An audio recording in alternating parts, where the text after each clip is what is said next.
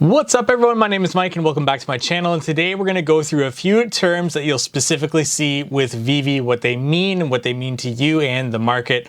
Let's get into this. So just from being on the platform for a few months now and being able to explore the platform and network with other VeVe collectors, I've learned a lot of different terms that I just didn't know when I first got on the platform. I know it can be confusing when you first get started, and even now today I still see acronyms that I have to look up and see what collectible they're actually referring to. But for the most part, most VeVe specific terms I've got a good grasp on, and it took me a little bit to get there. So I thought I'd just go through some of them with you on this channel, on this video. Talk about these terms, what they mean and what they mean to you for VeVe. So let's get started here with the first one, actually the first three, and these are FA, FE, and CE. So FA means first appearance, and it's specifically for a collectible character. So a character that you see on the platform, and it's their first appearance on the platform in a collectible form. So for that specific character, not an object showing that character, for example a poster or a card showing that character, but specifically for that character. That's a first appearance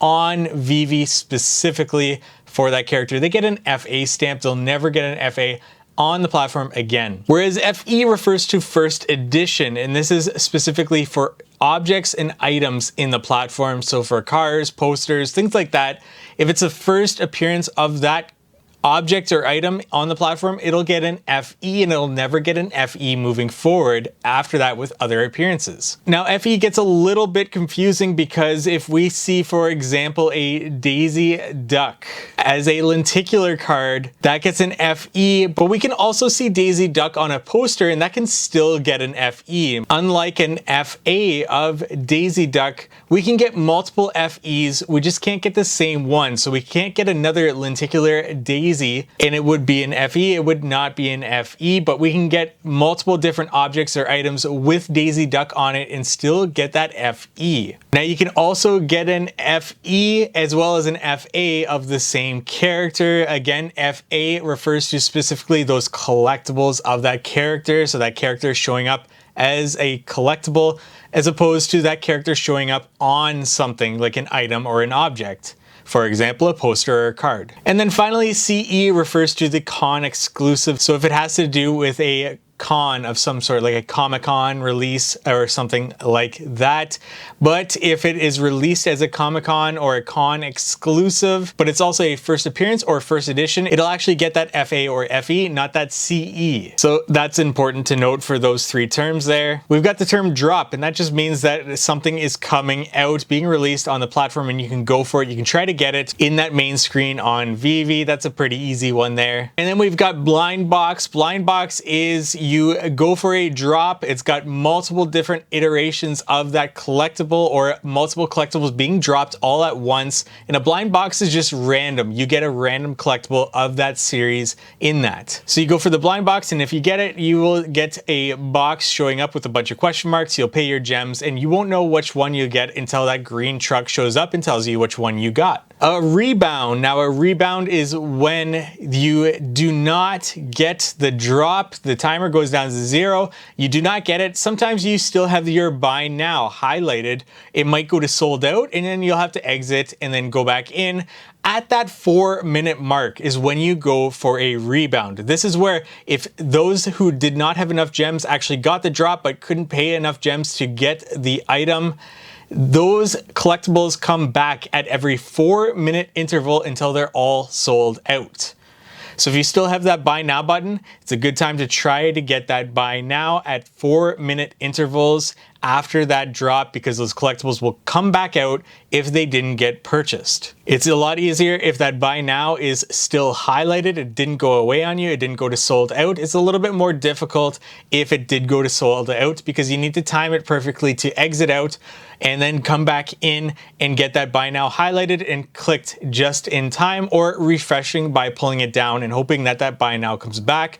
But others that kept their buy now button have a little bit more of an advantage when compared to you, and it seems to be a little bit luck of the draw when it comes to that sort of thing. We've got the term gem squeeze, and what this means is once a big drop is announced and it's coming up, people will sell off their collectibles in order to get the gems necessary to get that drop or to purchase that drop in the aftermarket when it comes out. So this is where we see a gem squeeze, where a lot of collectibles really decline in price based on how popular or how much demand is there for the drop that's coming out.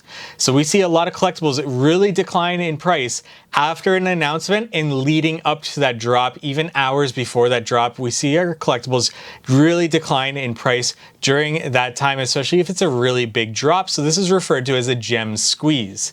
Immediately after the drop, we typically see a lot of the collectibles really rise in price after that drop. And this is just due to people who didn't get the drop are now trying to buy back their collectibles and get back into their positions on their collectibles. So this is a good cycle to really get gems built up into your account, especially if you're not going for specific drops or you're not interested in those specific drops, because then you can use your gems wisely to purchase into collectibles that are dropping, and then immediately after the drop, sell off those collectibles once you've seen them rise in price.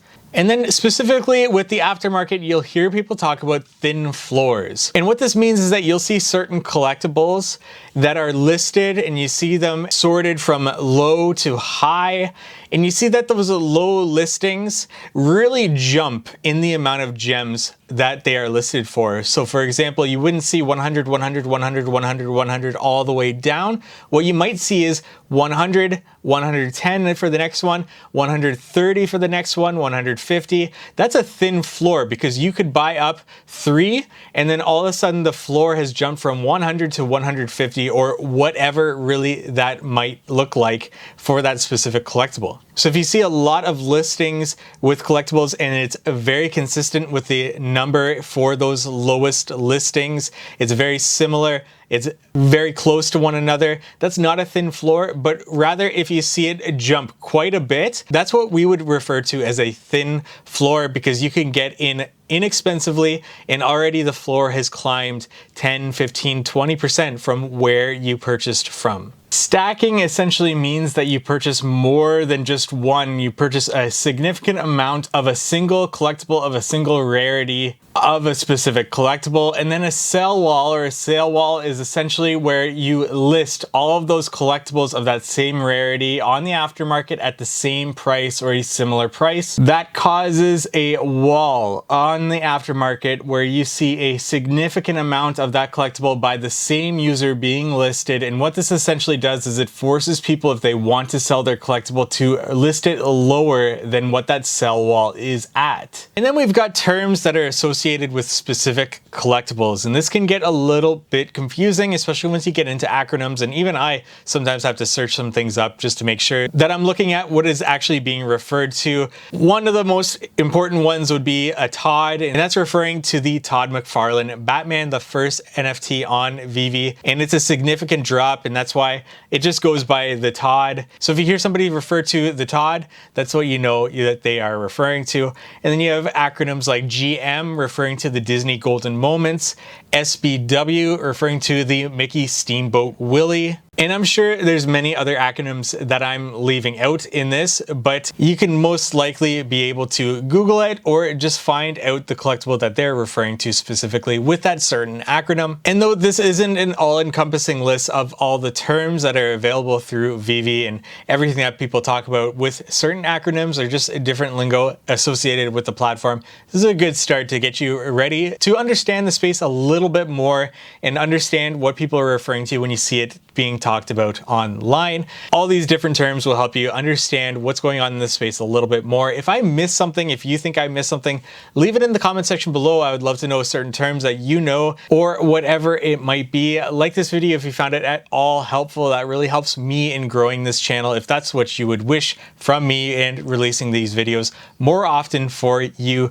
as well as to subscribe. That helps me get this out there and into more people's eyes and ears with this content. Once again, only if that's what you wish from this. And thank you so much for watching.